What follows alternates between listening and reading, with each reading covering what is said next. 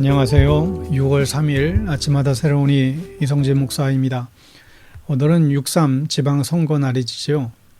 특정 이념에 치우치지 않고 후보자의 삶과 공약을 자세히 보고 분별하여 투표에 참여하시길 바랍니다. 오늘부터 성령의 9가지 열매에 대해서 하나씩 묵상을 나누기 원합니다. 오늘 묵상 본문은 갈라디아서 5장 22절에서 23절이고요. 말씀을 봉독합니다.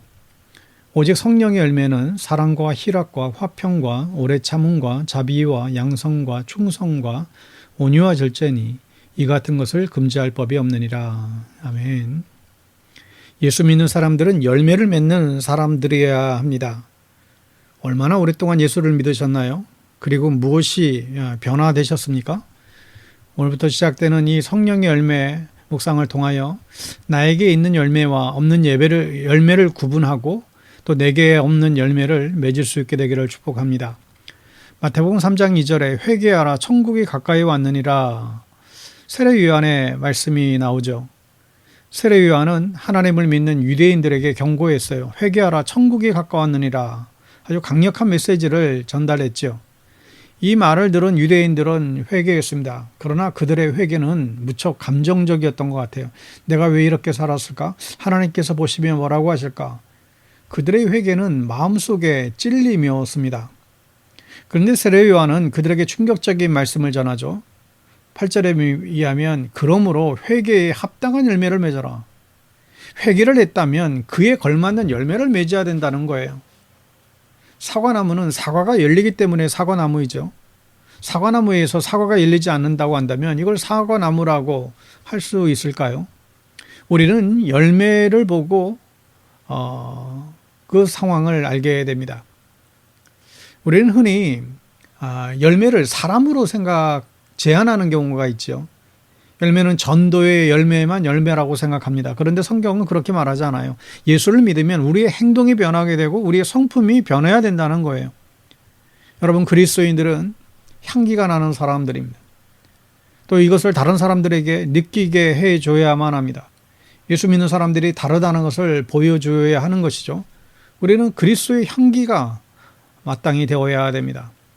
여러분, 사과나무는 스스로 사과를 먹지 않습니다. 사과는 다른 사람이 먹는 거죠.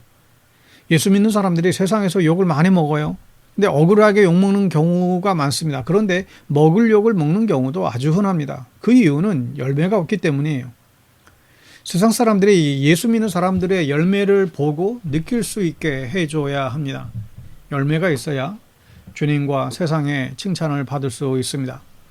성도님들에게는 어떤 열매들이 있나요? 회개에 합당한 열매를 맺고 살아갈 수 있기를 축복합니다.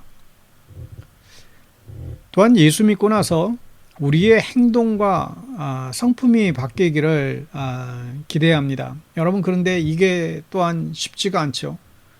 교회를 다녀도 내 고집과 내 성질 어디 가지 않아요. 성격은 정말 잘 바뀌지 않는 것 같아요. 왜냐하면 이건 타고나는 것이기 때문에 그렇죠. 그러나 사람이 타고난 대로 살지만은 않습니다. 변화될 수 있습니다. 예수 믿고 성품이 완전히 변화된 사람들도 많이 봤습니다. 여러분, 우리가 어떻게 하면 열매를 많이 맺고 살 수 있을까요? 요한복음 15장 4절에 내 안에 거하라 나도 너희 안에 거하리라. 가지가 포도나무에 붙어있지 아니하면 스스로 열매를 맺을 수 없음같이 너희도 내 안에 있지 아니하면 그러하리라. 예수님은 포도나무요, 우리들은 가지라고 표현합니다. 열매를 맺기 위해서 가지가 해야 할 일은 딱 한 가지밖에 없어요. 그건 붙어있는 거예요. 포도나무에 붙어있는 것입니다. 그러면 저절로 열매를 많이 맺게 되는 것이죠.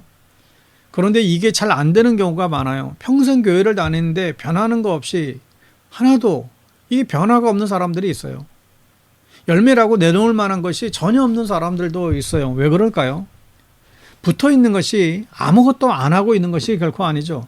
나무에서 오는 영양분을 계속 공급받아야만 합니다. 그리고 그 공급받은 영양분을 나무 잎으로 보내야 되고 또 열매로 보내야 하죠. 가만히 있는 것이 아니라 꾸준히 나무로부터 공급받아야 합니다. 여러분, 예배보다 이 공급을 받는 것 더 좋은 것은 없죠. 그러니 여러분, 모든 예배 시간에 집중할 수 있어야 돼요. 주님의 말씀을, 그 예배를 통하여 말씀을 공급받아야 됩니다. 이 예배 시간에 또 다른 생각에 여러분 놓치지 말아야 돼요. 오직 정말 주님께 집중하고 또 주시는 그 말씀으로 내 영혼을 자라게 해야만 하는 것이죠. 오직 성령의 열매는 사랑과 희락과 화평과 오래 참음과 자비와 양성과 충성과 온유와 절제니 이 같은 것을 금지할 법이 없느니라. 그리고 정말 중요한 단어가 오늘 말씀에 나오죠. 이 열매는 성령의 열매이다. 내가 맺으려고 작정한 열매가 아니에요. 내가 맺은 열매는 내가 버릴 수도 있어요. 내 의지로 맺은 열매가 아니에요.